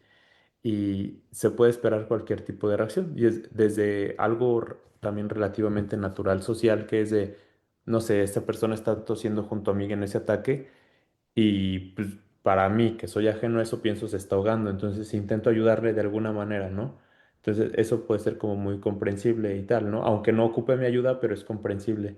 Pero hay otras personas que también su reacción natural es como de, casi como fuchi, me alejo, casi como de, en esta temor como evidente como cuando fue lo de la influenza o lo del COVID, ¿no? Casi que el que tosa es una muerte andante, ¿no? Y me va a pegar eso. Entonces, ese tipo de reacciones, evidentemente también comentarios en las escuelas, o sea, quien tiene justamente hijos o hijas también, poderles compartir esa postura de, a ver, una, cualquier síntoma de cualquier cosa es algo, ahora sí que es biología y pues a todos nos pasa, como todos nos hemos enfermado de la garganta, como todos nos hemos enfermado del estómago y no pasa nada, o sea, es tener empatía, si puedes ayudar, genial, y si no puedes ayudar, pues tampoco es que se tenga que martirizar o satanizar a la persona que ahorita está pasando por eso. Entonces, desde el desconocimiento diría eso, partir de una empatía humana natural, o que tal vez pensaría yo debería ser natural. Y lo otro es que ya que lo conocemos, justamente cuál puede ser nuestro granito de arena como sociedad. Seguir haciendo visibilización, seguir viendo en qué, cómo se hace el apoyo. Por poner un ejemplo, tengo pacientes que justo tal vez en una etapa más de adolescentes, este, claro, siguen esto, ¿no? Hay salidas o empiezan más la época de fiestas o así.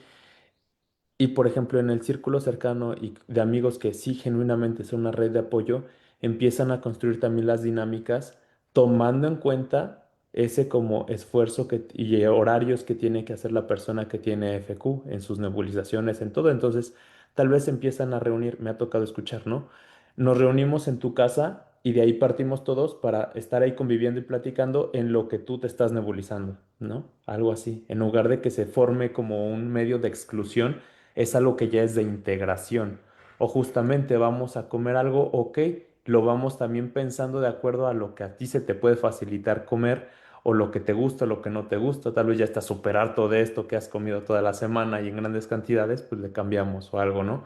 Entonces se van tomando estas redes de apoyo y algo que parto también mucho con las familias es que al final eh, digo, el esfuerzo, los horarios, la organización es muy único y es muy diferente, pero al final no estamos hablando de cosas tan, ahora sí vaya, aunque suene contradictorio, tan diferentes. Es como decir, alguien que tiene diabetes tiene que justo tomar en cuenta alguna alimentación especial, alguna parte en sus estilos de vida especiales, al igual alguien que pueda tener, no sé, una discapacidad motriz, tiene que haber algunos ajustes, algunos cambios, pero es como lo que a cualquiera de nosotros o nos toca o nos puede tocar, desde alguien que simplemente es intolerante a la lactosa y tiene que tomar en cuenta algunas otras cosas, a alguien que justamente tiene una condición especial que es muy, muy específica y muy particular. Entonces, simplemente creo que es, aunque suene curioso, una parte más humanizada de todo esto.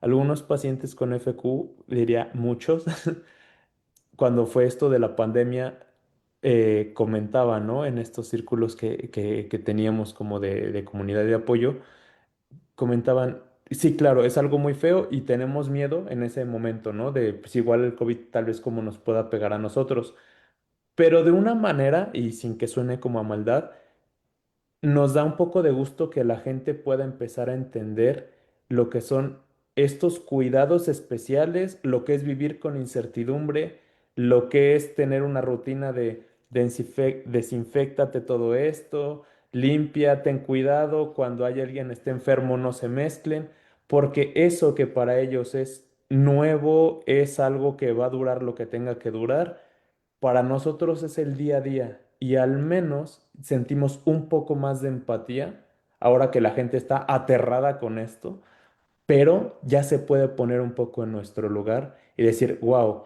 lo que para mí era tan fácil juzgar o decir, ¿por qué no lo haces? Acábalo rápido o sáltate esto, al menos ya tienes una idea en carne propia de lo que conlleva, ¿no? Entonces, creo que muchas de estas cosas, ya sea a nivel profesional o a nivel justo social, sistema, simplemente con más empatía y humanidad podría ser todo mucho, mucho más fácil en cualquier esfera de la que estemos hablando.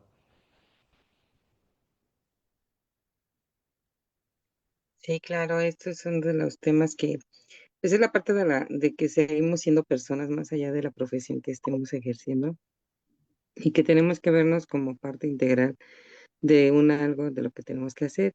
En el caso también como farmacéuticos, pues también el desarrollo de nuevas moléculas nuevas, de algunas otras acciones, pues esto nos lleva a que tenemos que también hacer la revisión y estudio de todo esto para el comportamiento de lo que sería el manejo adecuado del medicamento. Y pues ahí tenemos otras cuestiones. Em, ¿Alguna otro comentario? Porque aquí tenemos otras dos preguntas.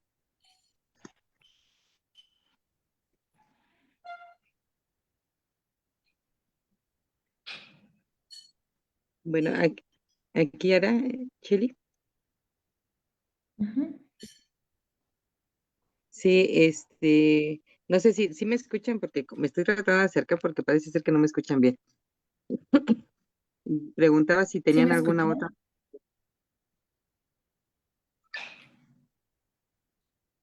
si tienen alguna otra aportación. Pues yo nada más diría que Tampoco. espacios como este, en donde se difunde y donde se hacen como espacios donde podamos compartir las características de la enfermedad, lo que se requiere, cuáles son como las realidades de estas enfermedades, son importantes porque entre más personas conozcan la enfermedad y más personas puedan difundirla, los diagnósticos se hacen más temprano, la empatía con los pacientes está más cercana. Entonces, creo que sí son importantes estos espacios para lograrlo. Muchas gracias. Bueno, por otro lado, aquí tenemos una pregunta que nos dice también Guillermo. ¿Cómo impacta la enfermedad en la integración escolar y laboral de los jóvenes? Vas, Vivi, esa es tuya. Mira, yo creo que los chicos pueden integrarse de una manera normal a la escuela, pueden tener una vida normal en todos los ámbitos. O sea, creo que los chicos pueden ir a la escuela, pueden hacer ejercicio, pueden tener como todas las dinámicas normales de un niño.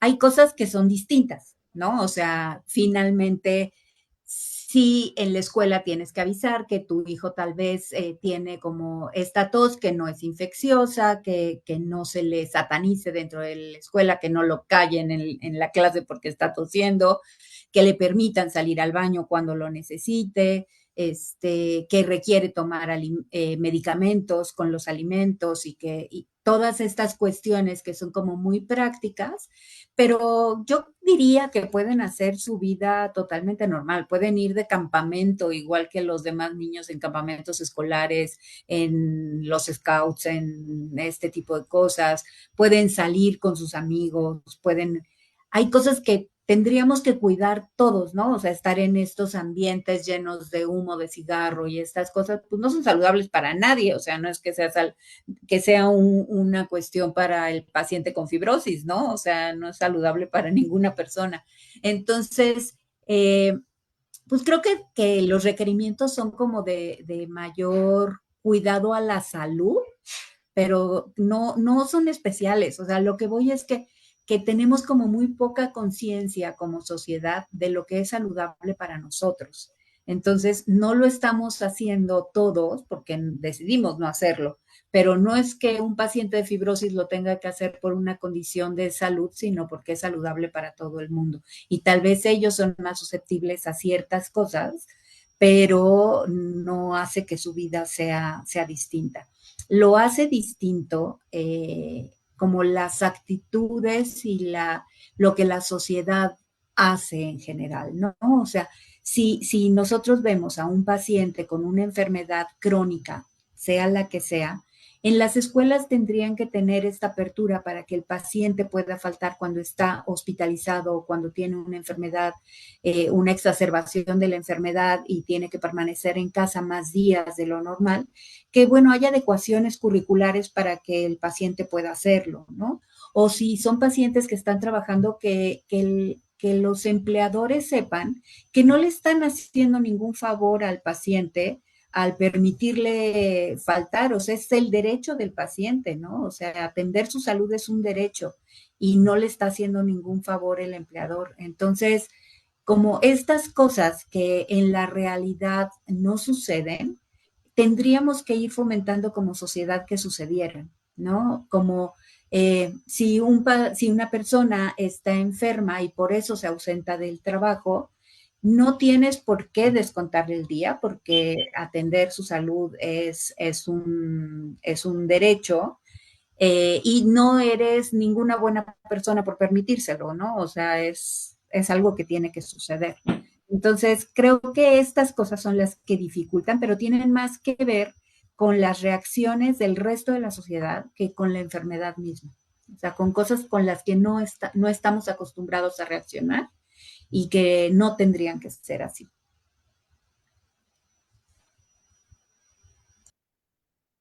Y pues es que son de los temas que tenemos que ir viendo cómo se tiene Como que dice Vivi, realmente en la escuela es donde te das cuenta de cómo los padres de familia les inculcan valores a sus pequeñitos. Realmente me he dado cuenta, bueno, al menos en kinder y en primaria, que yo apenas voy en esos dos ámbitos, como los pequeños la cuidan o son muy comprensivos con ellos. Y realmente, como dicen, es el reflejo de los valores o de lo que ven en casa.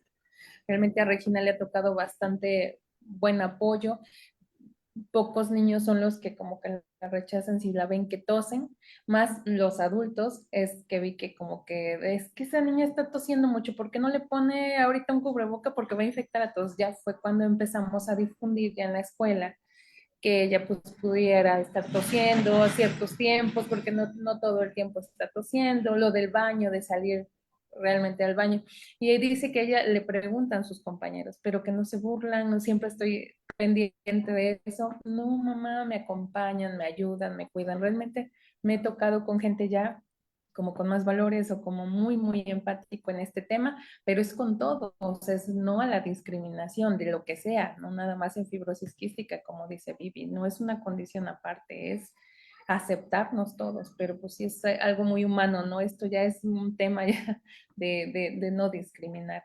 Complicado porque no va a faltar alguna persona, ¿verdad? Pero pues es un tema que todos debemos trabajar desde nuestras casas, con nuestros hijos y familiares, porque el tema también es familiar, se enojan algunos familiares, ¿por qué no esto? ¿Y por qué no haces esto? ¿Y por qué no te integras? ¿Y por qué no? Hay situaciones que sí también familiares que hay que hablarlas en cuanto a todo lo de la sociedad y la limpieza, ¿no? Que uno tiene que estar un poquito más haciendo énfasis en el lavado de manos, en cuidar de lugares más sucios, en la alimentación, todo ese, no es porque uno sea piqui o porque uno sea sangrón en cuanto a eso, sino porque ella necesita ese tipo de cuidados y que la familia lo tiene que entender, más que nada. Tenemos que integrar a la familia, informarla para que no se dé este tipo de situaciones. El eje Ok, fundamental, perdón, nada más para finalizar ese tema, el eje fundamental a mi consideración es que pacientes, familiares, redes de apoyo, especialistas, todos estemos en sintonía, todos estemos bajo el mismo eje y tengamos un canal de comunicación en común, que sepamos, no sé, en el tema de la limpieza, todos, desde cada uno, desde su lado, todos qué se hace, en el tema qué es una emergencia, qué no es una emergencia, qué cosas es un esfuerzo, qué cosas sí es una responsabilidad o obligación, que puede conllevar tal vez un esfuerzo extra o no, pero sigue siendo lo mismo, ¿saben? O sea, que todos podamos tener un lenguaje en común, porque para la escuela el que tosa puede ser una emergencia, para la casa puede que no, y para el paciente puede ser algo que simplemente pues está pasando, ¿no? Entonces, si no, se hace un teléfono descompuesto y de por sí estamos en un panorama que ya tiene muchas limitaciones contextuales, como para que entre nosotros mismos, sin quererlo, porque puede ser eso, sin la peor ni ninguna mala intención, pero todos nos estamos metiendo el pie para todo, ¿no? Y al final se va perdiendo el propósito que es ayudar tanto a la persona como a los vínculos que están alrededor de la fibrosis quística. Entonces diría, siempre es tratar de cómo crear y luego cómo preservar y proteger esa comunicación, tanto integral, pero en sintonía, que haya siempre congruencia. y sobre todo esta parte de que no podemos dejar de lado que pues todos tenemos que ser como bueno, informados de cómo tenemos que hacer el trabajo coordinado, el que también se sensibilice pues toda la familia, todos los amigos, todos los que están rodeados a la persona que está con este problema. Aquí tenemos otra pregunta de Ariadna Garza. Dice, un excelente tema que vincula al aspecto técnico con el humano en el complejo universo del paciente con fibrosis quística. Mi pregunta es, ¿cuáles serían 3 aspectos de la atención pública del sector salud que desearían se cambiara para mejorar la atención de la enfermedad y la calidad de vida del paciente y cuidador? Muchas gracias y mi reconocimiento a su lucha. Bueno, yo creo que primero que nada sería, como ya dijimos, diagnóstico. O sea, que se garantice el diagnóstico temprano El siguiente sería la atención integral multidisciplinaria en estos centros especializados en fibrosis quística. Eso marcaría la diferencia en todas las instituciones, que se vea la enfermedad como un todo, hubiera un equipo que platicara sobre el paciente, en donde el paciente fuera parte de este equipo, porque al final es el experto en su propia enfermedad, y el acceso a tratamientos. Creo que serían las 3 cosas que yo mencionaría.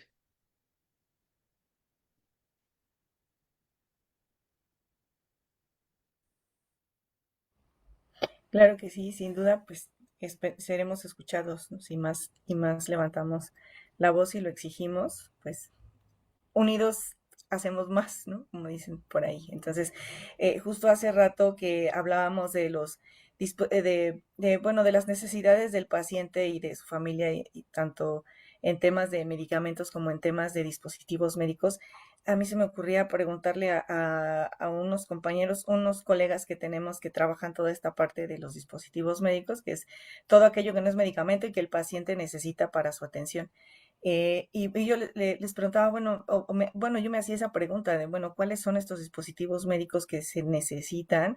¿Cuáles son sus cuidados? Toda esta parte y decir, bueno, pues si nosotros como profesionales farmacéuticos tenemos esta red de apoyo de tecnovigilancia, de farmacovigilancia y demás, pues desde ese apartado nosotros podríamos aportar con ustedes y decir, bueno, dar más charlas hacia sus pacientes, cómo pueden cuidar sus dispositivos médicos de nebulizadores, etcétera, esto para que les dure más, para evitar contaminaciones, o hacer un uso racional. Nosotros esa red la tenemos de apoyo con nuestros amigos, colegas tecnovigilantes, que también han estado con nosotros en estas charlas, y los podríamos invitar y hacer todavía, pues, temas específicos de capacitación en esto que ustedes y que sus pacientes y sus familias necesitan. Entonces, algo importante de estos grupos y estas redes es justamente estos lazos y apoyar cada uno de su experiencia, desde su conocimiento, aportar al bienestar del paciente y su familia y su seguridad. Y pues bueno, yo creo que esto sí lo podemos hacer con nuestros colaboradores y nuestros amigos de Tecnovigilancia. Ustedes nos dicen, nosotros organizamos y más que puestos para hacer estas charlas de apertura y demás y llevar este tema y estas necesidades de educación, ¿no? Porque al final existe esta necesidad de educación del cuidado de los equipos, de los materiales, de los almacenamientos de los medicamentos, de si interacciona o no con los alimentos, cuánto tiempo, y poderle brindar estas herramientas a los pacientes para que se sientan más tranquilos también. Y bueno, pues también ir rompiendo estas barreras y estos mitos de que si tose ya te vas a enfermar, de que si te vas a contagiar solo por estar al lado, este tipo de cosas, ¿no? Porque pues finalmente son temas que la gente desconoce.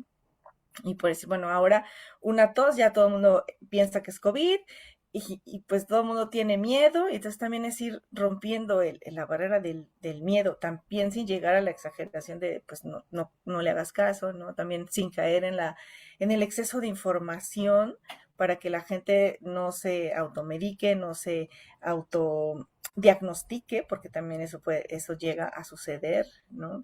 Pero bueno, es solo dar el apoyo y encaminarlos a donde tienen que ir y hacer estos foros más abiertos y esta capacitación, esta educación al paciente y a su familia en lo que nosotros podamos aportar. Eso es como parte de nosotros, de farmacia, de Instituto de Profesionistas Farmacéuticos de México. Por supuesto que yo me comprometo a que lo organicemos en conjunto con los de Tecnovigilancia, que yo sé que no nos van a dejar solos. Y pues bueno, continuando con esta charla que hasta ahora ha sido muy amena y pues hay muchos saludos, felicitaciones, eh, pues dudas se quedan muchísimas, el tiempo es muy corto. Pero, bueno, ahora aprovechemos estos últimos minutos para que nos platiquen sobre su asociación, cómo se puede tener acceso a ella, cómo podemos invitar a la gente para que pues participe, para que tenga este conocimiento de que ustedes existen y que pueden apoyar a la población. Platíquenos. Muy bien, pues nos pueden encontrar en todas las redes sociales como AMFQ, que es Asociación Mexicana de Fibrosis Quística. Si lo buscan por las iniciales, AMFQMX, así en cualquier red social, ahí nos pueden empezar a seguir. Ahí mismo se pueden poner en contacto con nosotros. Si quieren una cita con el equipo de expertos, ahí nos los pueden pedir. información, si se quieren mantener informados sobre todo lo que tiene relación con esto, también ahí lo pueden ver. Nuestra invitación siempre a todas las personas con esta enfermedad, a los familiares y demás, es acérquense a nosotros, la asociación es de todos, no se necesita absolutamente nada para pertenecer, es decir, mientras tú tengas a alguien, tu familia o tú mismo que tenga esta enfermedad, eres parte de la Asociación Mexicana de Fibrosis Quística. Para nosotros lo más importante y nuestros ejes son el diagnóstico, el promover políticas públicas, el promover la investigación en México, acercar toda la información a todos, estar en constante capacitación y poder ayudar a los pacientes en todo lo que esté en nuestras manos. Entonces, acérquense a nosotros. Aparte, tenemos al equipo de especialistas que también pueden ayudarles en el tema médico, ¿no? Ya especializado. Los invitamos a que sean parte de todos nuestros eventos. O sea, al final somos una asociación civil que estamos al servicio de todas las personas, niños, jóvenes, adultos con fibrosis quística en México. Tenemos muchos programas para ayudar a estos pacientes. Por ejemplo, tenemos el programa de CREON, de las enzimas pancreáticas, perdón, para los de escasos recursos que no tienen acceso a las instituciones.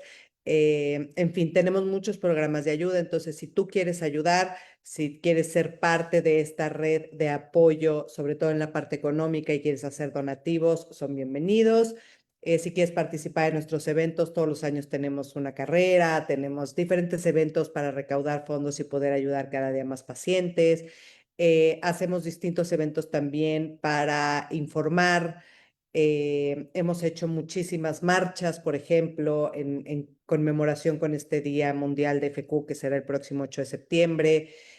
Marchas para concientizar, para unir a la comunidad. Este año la organizaron los padres de familia, va a ser también este 8, entonces están invitados si se quieren unir.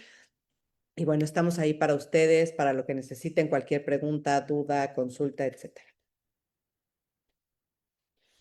Pues ya escucharon, amigos, colegas y seguidores, sobre esta asociación. Únanse, participen, todos podemos aportar con nuestro conocimiento, con nuestra participación, con la difusión. Todos tenemos cerca una escuela a la cual podemos hacer llegar información para que no exista discriminación y para que exista esta pues inclusión de todos y que exista el conocimiento sobre todo, ¿no? Y que no se discrimine a nadie y demás. Bueno, pues ya estamos por irnos, así que voy a pedirles cada uno de ustedes, díganos su reflexión final, algunas palabras que quieran ir dando ya para el cierre de la charla de hoy. Así, pues bueno, no sé si Raúl quisieras iniciar, darnos tu comentario final.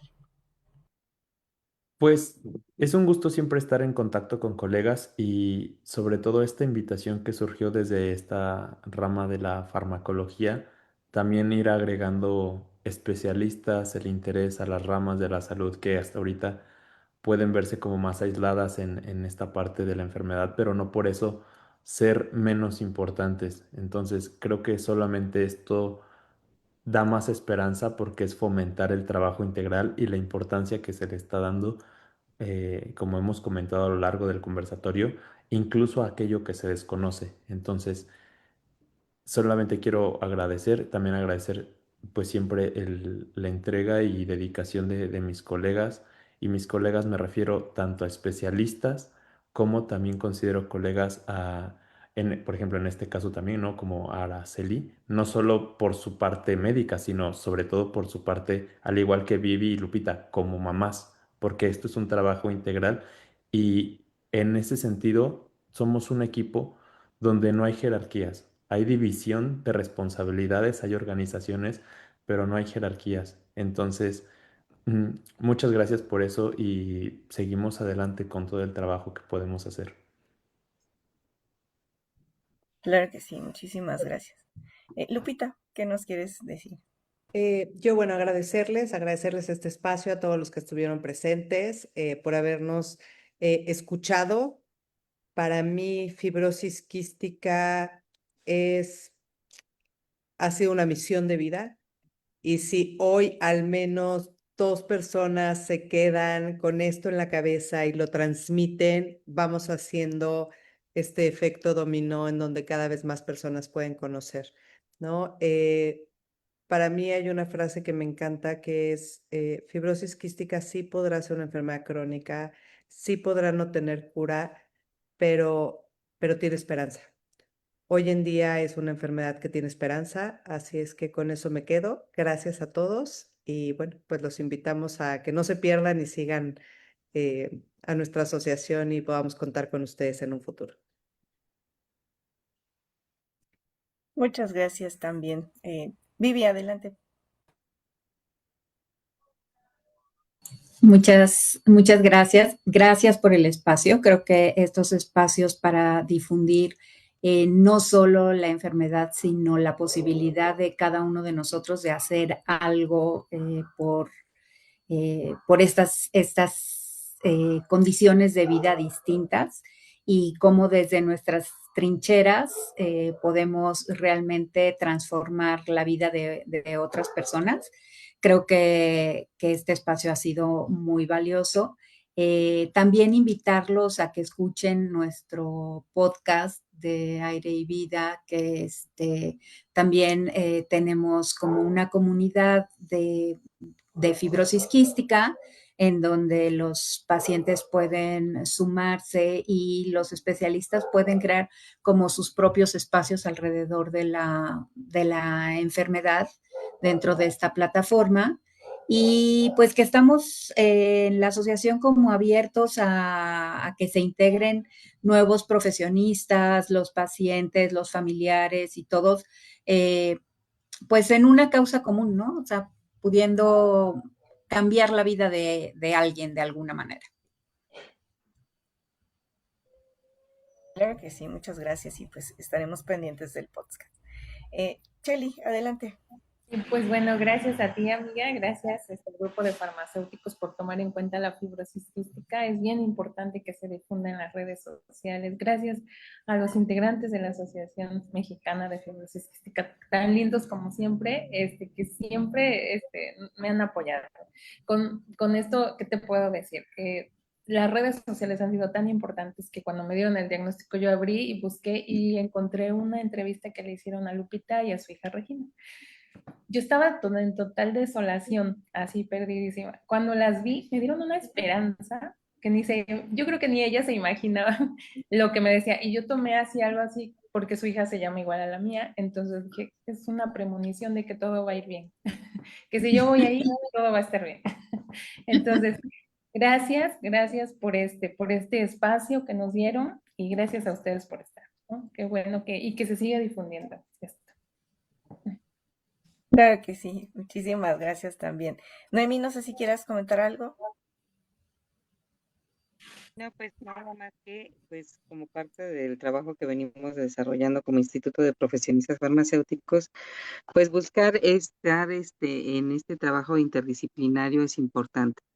Todos somos parte del quehacer por el mejor, la mejor posicionamiento de la salud del paciente y pues en la medida que podamos ir integrando cada uno nuestros conocimientos y poder ser parte de este tratamiento, de este seguimiento y de este acompañamiento con los pacientes que se tienen, pues es una parte de responsabilidad a la salud. Y pues muchas gracias por haber estado aquí. Los seguiremos esperando. Como Zoe ya les invitó, estaremos viendo con los otros colegas que podamos hacer algo de intercambio y empezar a hacer conjuntamente con ustedes alguna acción. Muchísimas gracias por todo.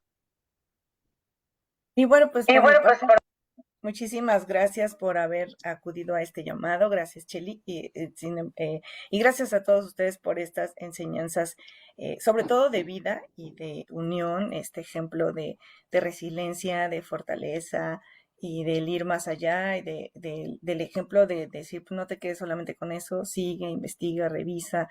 Únete en equipo, todos es mejor, no estás solo, hay más personas allá, hay una asociación dedicada para esto y pues a difundir y a hacer y a llegar hasta donde tengamos que llegar, pues con nuestro instituto tienen las puertas abiertas para cuando deseen hacer otro conversatorio, hacer, como les decía, algunas capacitaciones, etcétera, y que no se pierda esta red. y poder seguir en comunicación. Yo les agradezco infinitamente que se hayan conectado. Nuestros desayunos son así, a las 8:30 de la mañana, y entonces de pronto es como de... es muy temprano, para algunos lo sé, sabemos que tienen ocupaciones, sabemos que tienen un sábado dedicado a sus familias y a sus actividades, pero nos han funcionado bastante bien a nosotros durante todo este tiempo. Tenemos seguidores de muchos lugares y pues bueno, además saben que lo pueden repetir, que lo pueden ver después y pues si es necesario hacer segunda, tercera parte, tercera sesión, pues lo organizamos. Y pues nada más, ¿no? Muchísimas gracias a todos, a todos los que nos acompañaron en vivo, gracias a todos los que nos acompañaron también en vivo en nuestras redes sociales.